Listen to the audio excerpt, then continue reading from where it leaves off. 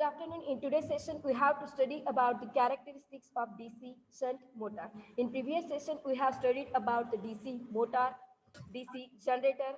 These are the types of the DC machines. These we are calling as the electromechanical energy converter because if there is a DC generator at that time, it is used to convert mechanical energy into electrical energy, and if we are using the DC motor at that time, it will do exactly vice versa functions of the DC generator. It means what? It will use the electrical energy and it will provide us the mechanical energy. That energy can be in the form of any form. It means what? By using this DC motor, we can use the electrical energy and we can get the different form of energy. We will get the heat, we will get the light, all these types. It means what? We can convert one form of energy into the other. That's why we are calling these as the energy converter. And these are converting electrical into mechanical or mechanical into electrical. So we are calling these as a electromechanical converter. Then we have studied about the EMF equations in the DC motor. If you see, we are using the stator and the rotor in the DC motor. Stator means what? The part of the DC machine which will not rotate, which will remain constant when we are giving the power supply. At that time also, this part will remain constant. This part will remain stationary, but they will do the work. This we are calling as the stator. If you see the construction of the DC motor, we are calling pole and yoke as a stator. Then we see in the construction of the DC motor, DC generator, we are using the armature conductor. We are using the field winding. We are using the brushes. We are using the commutator. All these parts we are calling as the rotor because when we will give the power supply to the DC machines, at that time this part will rotate and they do the functions. That's why we are calling this as the rotor. Then we have studied if this will rotate, we can denote speed by letter N. Raghav Kulkarni, please mute yourself. Okay. If this will rotate at that time, we can say speed is denoted by the letter N. Okay. Then we have seen if we are calculating the EMF, you will get NP5 into Z upon A upon 60. Because if you see, we are measuring speed of that rotor in the rotation per minute. But if we are supposed to calculate the value of generated EMF or back EMF, at that time we are taking time in the seconds. So we can convert that rotation per minute into rotation per second. Then we have seen about the torque equations. Then we have seen there are the different loads we can connect at the output of the DC machines. This load can be domestic, this can be agricultural, this can be industrial as per our need. We can use the different loads. Then we can see if we are using at the domestic level, we can call this as a single phase load. And if we are using these DC machines at the industrial level, at that time we can call this as a three-phase level. Now, in today's session, we have to see about the characteristics of DC shunt motor. So, firstly, we will see what is meant by DC shunt. We have seen already the types of DC motor. We have seen self-excited and we have seen if we are not giving personally, individually power supply to the field winding. If we are giving the power supply to the DC motor and it will create the supply and it will goes to the field winding. At that time, we are calling that as a self-excited. And we can call separately when we are giving the separate power supply to the field winding as well as to the armature. So in today's session, we have to see how DC shunt motor will work. If you see, generally the three characteristics curve are considered in the DC motor which are related with the performance of the DC motor. We are calling this DC motor as a DC shunt because if you see the construction diagram, When we are giving here the power supply, at that time you can see the armature winding and this field winding are in parallel with each other. Shunt means what? In electronic language, parallel के लिए हम synonyms we are using as a shunt. That's why I have written here the shunt field. So here you can see the field winding is in shunt with respect to the armature. That's why we are calling the DC motor as a DC shunt motor.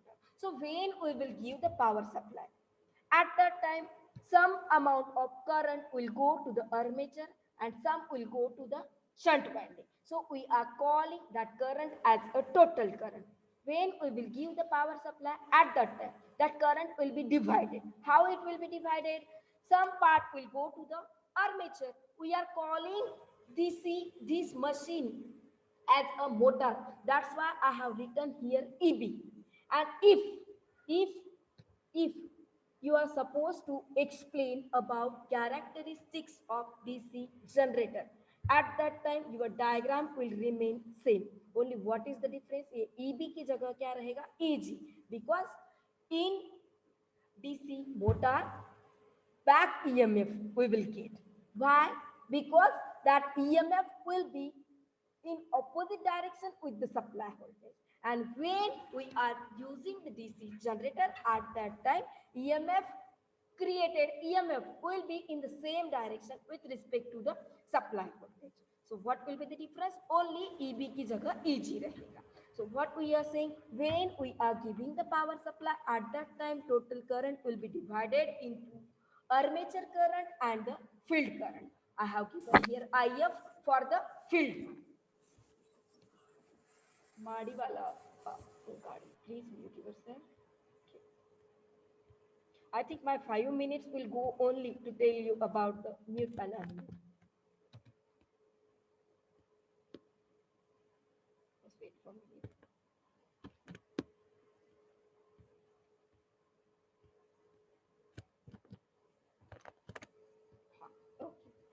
So what we are saying here, this major winding is in parallel with the field winding. So if we are supposed to calculate the values of voltage and current, at that time only we will get the values of torque, values of speed, and we can draw these three graph.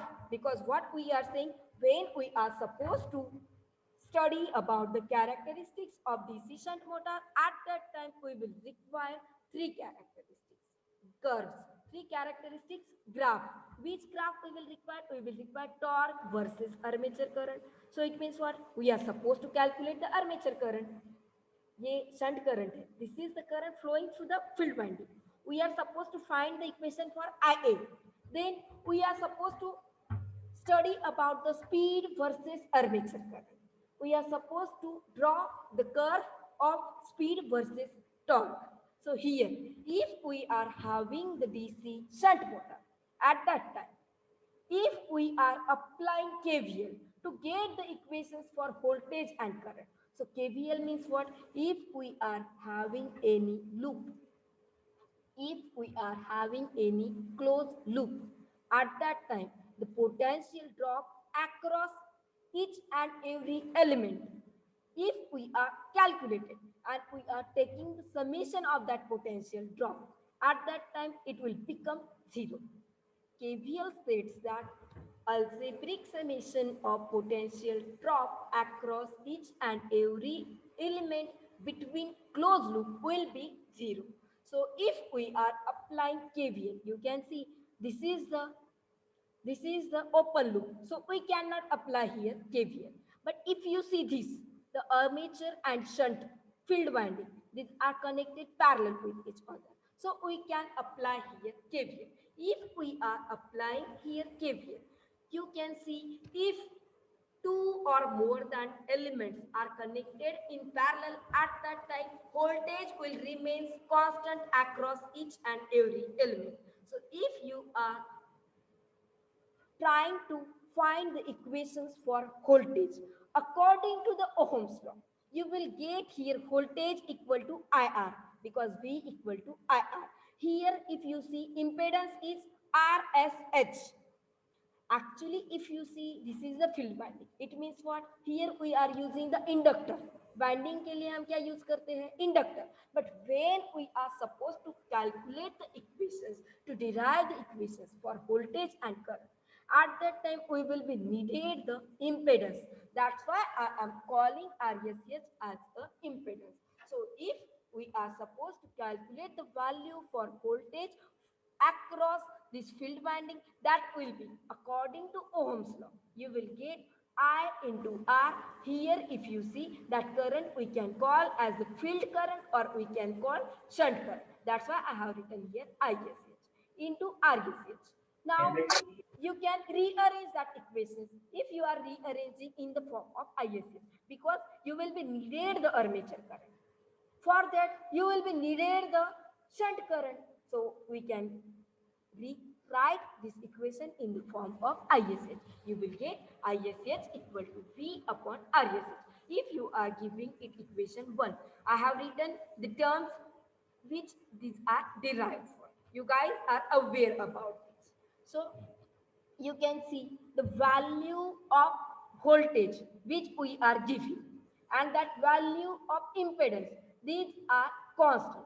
If these are constant, the value of ISH will be also constant. And if the value of field current is constant, the flux in DC shunt motor will also constant, because we know Faraday's law states that if conductor is cut by the magnetic flux, at that time EMF will get introduced. And if the value of current is constant, जो flux generate हो रहे हैं उसका amount भी constant रहेगा. So we can see if ISS is constant, we will get the constant amount of flux that will be generated in the DC shunt motor. So now we can see in the form of equations. We know already these equations we have learned in the EMF equations. So you are supposed to understand these equations. Now, if you are applying here KVL, if you are applying here KVL, total voltage V equal to the voltage across armature, that will be EB. Sorry, you can write IA into RA, or you can write EB, because EB is nothing but EMF. EMF is nothing but power supply. Power supply is nothing but battery, voltage. All are having the same meaning. We are supposed to calculate here voltage. So यहाँ का potential drop क्या रहेगा? ये armature का EB. So we can take as it is EB. V equal to EB plus, if you are applying here KVL, you are supposed to write the value of voltage flowing through this DC motor. That will be EP plus IARE. It means what? You will get here, if you are converting, rearranging that equation in the form of EB, you will get EB equal to V, ये IARE right side में है, तुम left side में लोगे, it will become the negative. So you can write EB equal to V minus IARE. Now, but we know about the back EMF. Back EMF is nothing but NP phi into Z upon A into 1 by 60. So what we can do? We can write that EMF equation here, because we are supposed to derive the equations for armature current. हमें IA का equation निकालना है.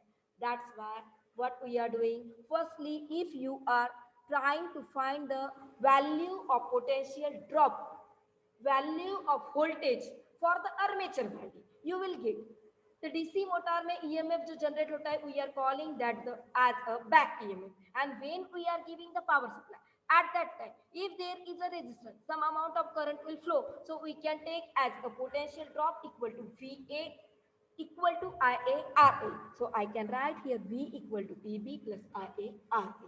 When I am rearranging that equation in the form of EB, you will get these equations. You can assign that equation as 2 number, because you will be needed these equations in the next session. That's why I am giving here the numbers. If you want, you can give, otherwise you can skip. But we know back EMF.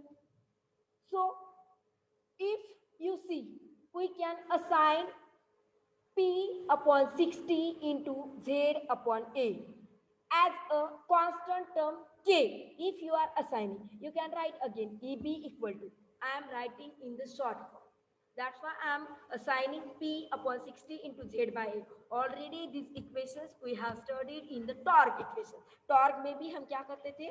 P upon 60 into Z by A को K assign करते थे. So we will get EB equal to K is nothing but constant. Phi is nothing but generated fluxes and N is speed. So we can write K phi N wholes. So if you are getting here K phi N, you can again take K into phi as a K1. If you are considering again one constant, you will get EB equal to K1 into N. Now, we are supposed to solve these equations. Now, we are having the equations EB equal to V minus IA RA. Our third equation is EB equal to, I am writing the same equation as it is here. You can see here. The second equation is as it is, and third equation I am writing on the next slide. So we can take these equations as it is. So you will get here the armature torque is directionally proportional to the product of flux and the armature current. Because when we have derived the equation for torque, you will get K2 phi Ia. So accordingly, you can say armature current is directly proportional to the torque. So we will writing here the armature torque is directly proportional to the product of armature current and to the flux. So we'll get torque will be proportional to phi into Ia, where we can considering K2 as a constant term. Again, if you are considering flux as a constant, K2 phi, तो तुम लिख सकते हो K3. You can write torque equal to K3 Ia. So you will get torque is directly proportional to Ia. So can anyone tell me how our graph will look like? Strength अच्छा है आज. I will take firstly attendance. Okay. Can anyone answer the question? Okay, it's fine. You can see here. When we are taking torque directly proportional to the Ia, I am again writing the same equation as it is to understand this curve. You can see here. I have written the second equation, third equation, fourth equation, which we are getting. I am not writing by own. These are the standard equations you will get when you will study about the EMF equation and the torque equations. And when we are applying the KVL to the DC shunt motor, you will get these equations. So I can write the equations of back EMF in this equation. So you will get torque is directly proportional to the IA because K is a constant term. When we are putting third equation in the first equation, you will get K1N equal to V minus IA RA. Now you can convert that equation in the form of speed. If you are converting, you will get N equal to minus IA RA upon K1 plus V upon K1. Why we are calculating N? Because already we have calculated torque. We have calculated IA. We have calculated here torque equations. Torque equations. We are study about torque is directly proportional to the current. But when we are supposed to study about the characteristics of DC motor, at that time you are supposed to study about torque will be directly because you will be needed this graph. Torque versus armature. So you can see here torque is directly proportional to the armature. तो जैसे जैसे current बढ़ेगा वैसे वैसे torque बढ़ेगा. Now you are supposed to draw the graph in the characteristics of DC shunt motor for the speed versus armature current. That's why we are calculating the equations for speed. That's why I am rearranging these equations to calculate, to derive the equations for speed. When we are putting the EMF, back EMF equations in the equations which we will get from the applying KVL to the DC shunt motor, you will get the equations for speed. So you can rewrite these equations in the form of speed. You will get N equal to minus IA RA K1 plus V upon Q.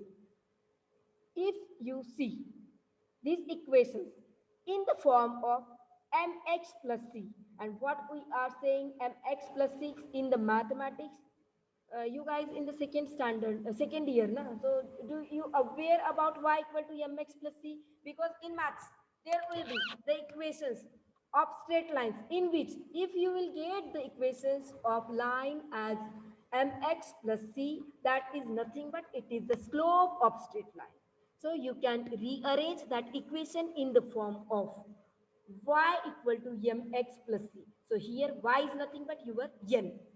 C is nothing but this constant term V upon K1, and mx is nothing but minus IA RA upon K1.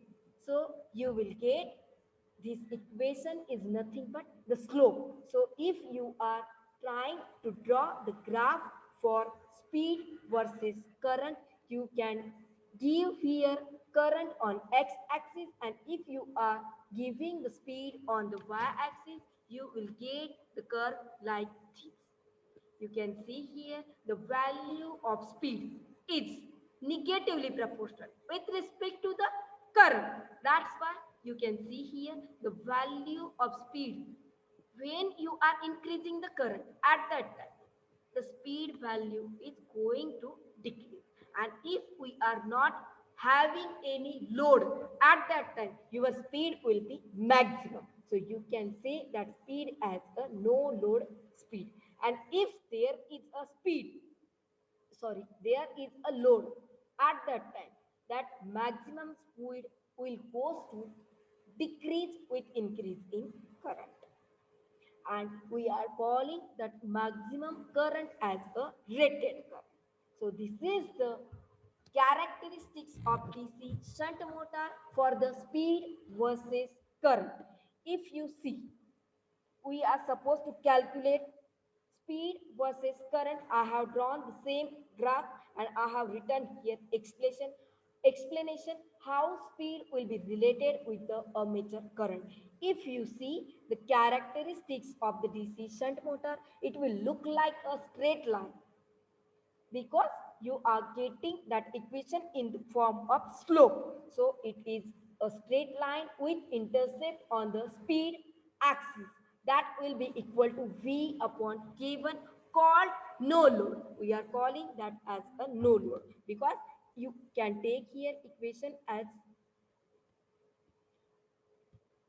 you can take here equation as if you are not taking no load मतलब RA का value 0 है, so you will get equation N equal to V upon K1. That's why we are calling that speed as the maximum speed. So we are calling V upon K1 as the no load speed. When we are taking IA as negligible or we are taking IA equal to 0 ampere. And if you see these characteristics of the DC shunt motor, that will remain almost constant from no load to the full load because there is a very minor change, and that is why we are using the DC shunt motor in the applications where we will require the constant speed. If you see here, it is decreasing, but it is decreasing in a very small manner. So we can say that speed is remain constant in the DC shunt motor with increase in IA current. That's why we can use DC shunt motor in the most applications where we will require the constant speed throughout the operations. If you see, we can take applications as lathes, spinning and weaving machines. If armature reaction is taken into account at that time, you can see here, if we are taking that winding, if we are taking there some amount of impedance at that time, there will be minor change. This red change we are calling as the, there will be the minor amount of change in the speed that will be decreases with respect to increase in current. Now we are supposed to see the graph for torque versus current. Already we have seen, we are getting the equation torque equal to K3 into IA. K3 is nothing but constant. We are taking K into 5, K2 into 5. We are calling this as a K3. So we know torque is directly proportional to IA. So that will graph will be a linear line. So low slope रहेगा y equal to mx plus c. तो यहाँ पे तुम्हें मिलेगा y equal to m because we are taking it is as a constant. So it will be a straight line. So here in the DC shunt motor, torque increases linearly with increase in a armature current. But if you see, that can be shown by the black curve. But if there is a larger amount of current IA, the net flux per pole will be decreases, and as the flux will decreases, that will forces to demagnetize the effect of armature. मतलब जैसे तुम्हारा current कम होगा तो जो magnetic flux create हुए हैं that will start to demagnetize, and due to which there will be some amount of decrement in the torque. You can see I have drawn by the red line. So we can say, but for larger IA, the net flux per pole decreases due to demagnetizing effect of the armature. Hence, the curve deviates. It will decreases some amount from the straight line as shown in the curve. Now you can see. Now we are supposed to draw the speed versus torque graph. So firstly, we will see. We will get the equations for the back EMF as NP phi upon 60 into Z by A. This is the equations of the EMF. Now we know all these things. Already we have studied phase, pole and all this you guys are aware about. When we are applying KVL to that DC shunt motor, we will get these equations. I have taken the same equations. I have given here EMF first equation, that back EMF equation 2 number. If you are putting the value of first equation in the second, and if you are rearranging that equation in the form of speed, you will get n equal to eb into 60 into a upon p phi 0. So here if we are taking a is nothing but the area, because these concepts are related with the cross sectional area of the path of the field winding. So if P, Z and A, these are the constant term, you will get your equations equal to N equal to EB upon 5, because 60 is also constant. So if 60, A, P, Z are constant, you can say speed is inversely proportional to the flux and it is directly proportional to the back EMF. So I have written here the speed of DC motor is directly proportional to the back EMF and it is inversely proportional to the phi. Now,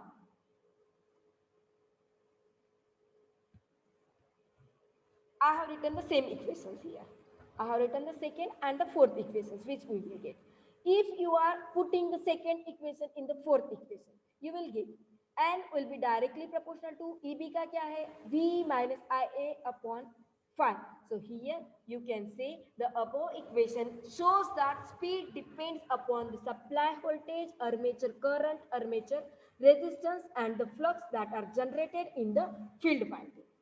So we can say here variations of these three factors will be used for the to control the speed in the DC shunt motor. So there are three general methods to control the speed of the DC shunt motor. These methods are nothing but resistance variations in the armature circuit, because we can see here that speed is depending on the resistance. We can vary the fluxes. So variation of the field flux, field winding flux, and variation of the supplied voltage. So these are the three methods we can use to control the speed in the DC shunt motor. So when we are supposed to study about the speed control method, we have seen the value of speed is depend on the voltage, armature current, and the armature resistance. So the classification of speed control method are as follows: armature control method or the field control method. Because we know when we are supposed to control the speed, at that time there will be need to control the field speed, and also there will be need to control the armature speed, because both are the rotor in the DC shunt motor.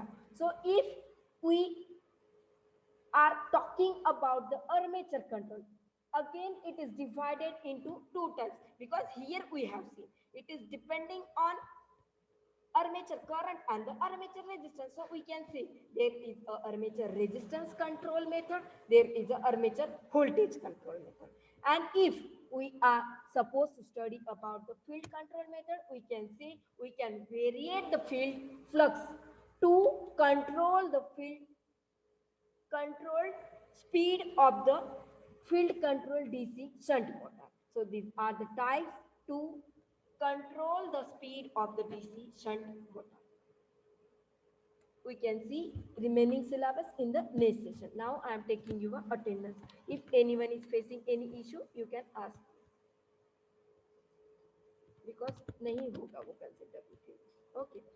So in today's session, we have studied about the characteristics of the DC shunt motor. We are calling that DC motor as a DC shunt motor when the field winding is in parallel with the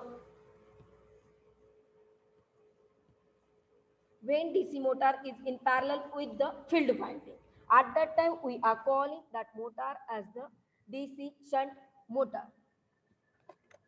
If we are applying here KVL to the DC shunt motor, we will get the value of voltage flowing across armature winding, that will be equal to IaRa plus Eb. And if you are calculating the voltage across the field winding, you will get here V equal to ISH into RSH, or you can say RSH into IF, because this is the field current. So you can rearrange that equation in the form of current. If we are applying here KVL for this, you will get here value of voltage across DC motor or across armature. Armature को ही DC motor बोलते हैं. Field winding it is parallel with that armature. So we can calculate V equal to Eb plus IaRa. You can convert that equation in the form of Eb, because when we are supposed to study about the characteristics of DC shunt motor, at that time you will be needed the armature current, you will be needed the torque, and you will be needed the speed. That's why I am converting that equation in the form of Eb.